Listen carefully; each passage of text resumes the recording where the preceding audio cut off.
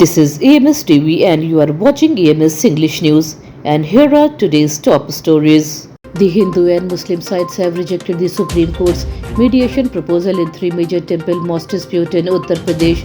The cases are related to the Gyanvapi Mosque in Varanasi, the Shri Krishna Janmabhoomi Shahi Eidgah dispute in Mathura, and the Shahi Jama Masjid in Sambhal. The Supreme Court had invited both sides to join mediation under the Samadhan Samaroh 2026 initiative. However, both parties said they want a final decision through the courts, not through talks. A special Lok Adalat will be held from August 21st to 23rd to encourage peaceful settlement of pending legal disputes.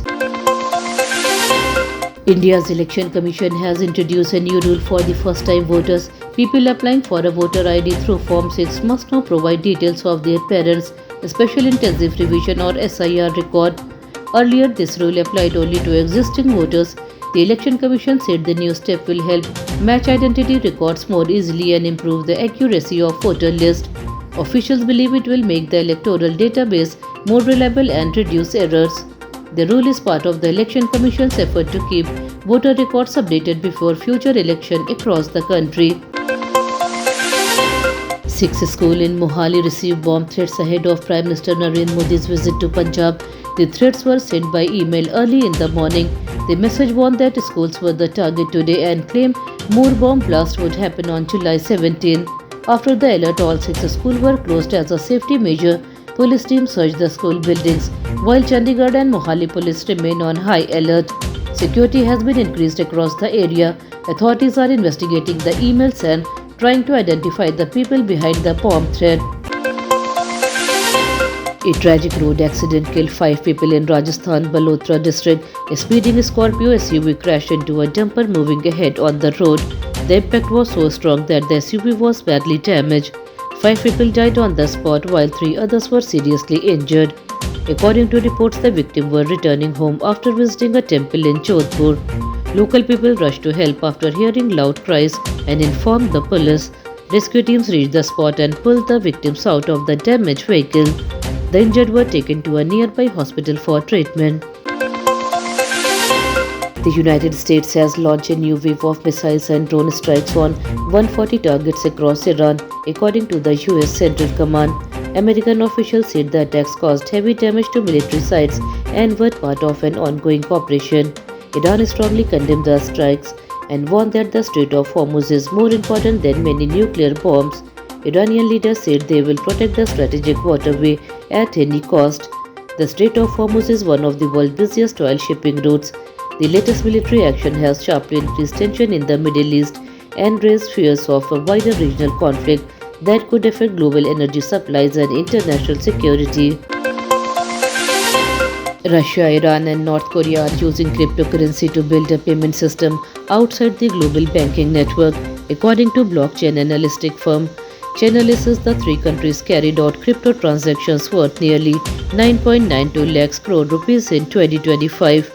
This is around 8 times higher than in 2024.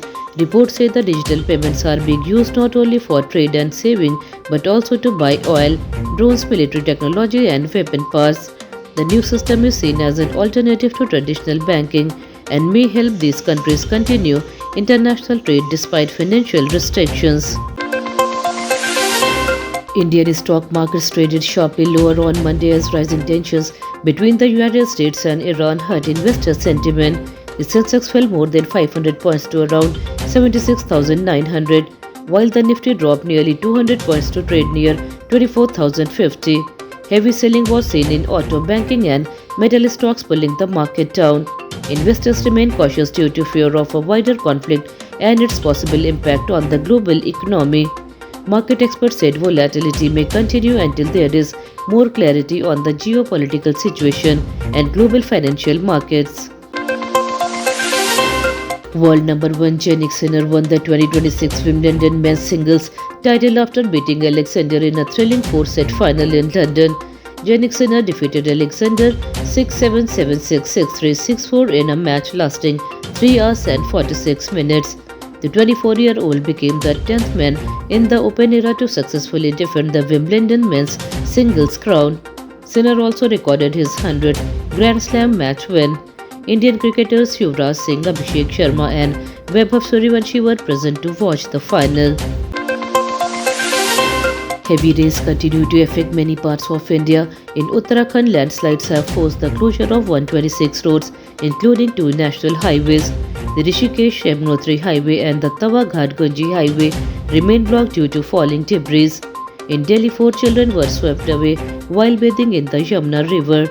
Rescue teams recovered the bodies of 2 children while the search for the others continued. The Indian Meteorological Department has issued a red alert for heavy rain in 18 states including Uttar Pradesh and Bihar. Good rainfall is expected to continue in Uttarakhand, Himachal Pradesh, West Bengal and the Northeast over the next several days. That's all for today's bulletin. We'll be back with more updates next time. Until then, this is Tamanna Rizvi signing off. Have a good day.